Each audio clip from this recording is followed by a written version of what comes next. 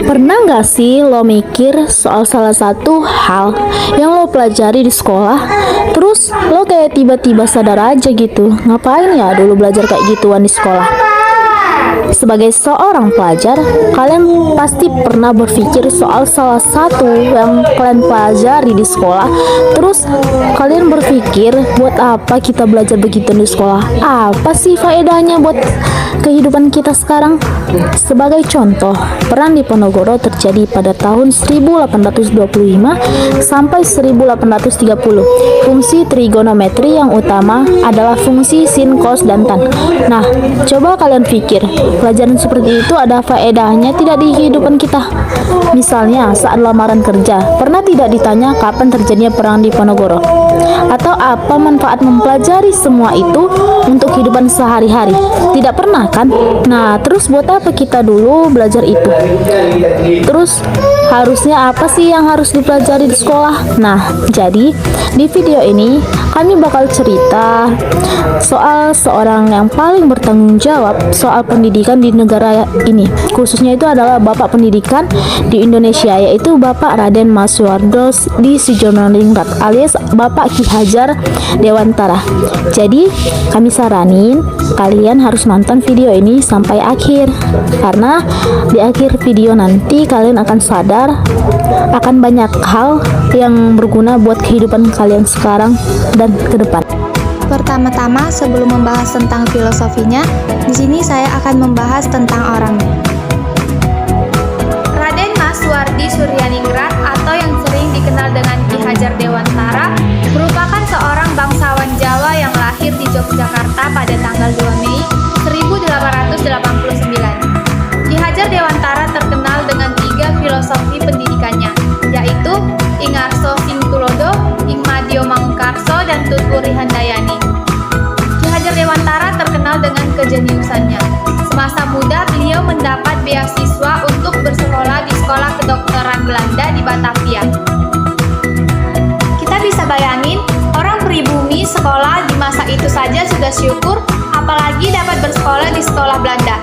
Jadi beliau ini memang sangat pintar. Namun sayangnya beliau ini bukan hanya pintar, tetapi juga berani. Mengapa saya katakan sayang? Karena semasa bersekolah, ia suka mengkritik para pemerintah Belanda hingga pada akhirnya ia dikeluarkan dari sekolah. Setelah menjadi wartawan, Ki Hajar Dewantara semakin menjadi-jadi dalam menulis berita-berita yang tajam tentang pemerintah Belanda. Hingga pada akhirnya ia diasingkan ke Belanda agar jauh dari Indonesia dan tidak membuat kerusuhan. Di Belanda, Ki Hajar Dewantara belajar soal riset-riset terbaru di dunia pendidikan, filsafat, salah satunya adalah filosofi dari kurikulum Maria Montessori yang sampai sekarang ini masih dipakai di sekolah-sekolah elit di seluruh dunia.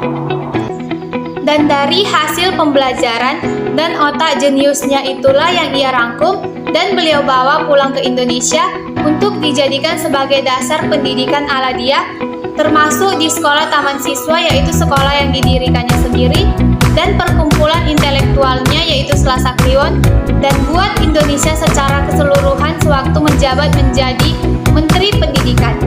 Saya rasa sekian mengenai Ki Hajar Dewantara.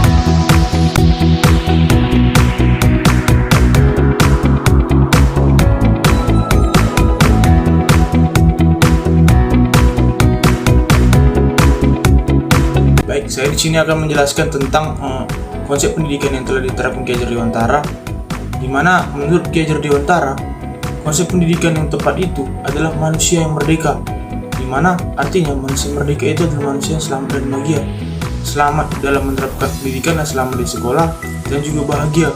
Bukan hanya kita bisa seperti tahu begitu, namun kita bisa menerapkannya di kehidupan sehari-hari dengan sesama. Bukan hanya tentang teori, namun juga tentang praktek dalam menerapkannya. Bukan hanya tentang ilmu pendidikan, namun juga tentang ilmu di kehidupan sosial. Kemudian, tujuan pendidikan itu adalah memerdekakan manusia, di mana menurut Ki Hajar Dewantara, pendidikan ada 3. Yang pertama itu memajukan dan menjaga diri. Kedua, memelihara dan menjaga bangsa. Dan yang ketiga, memelihara dan menjaga dunia. Ini ada 3 yang disebut filosofi Rahayu.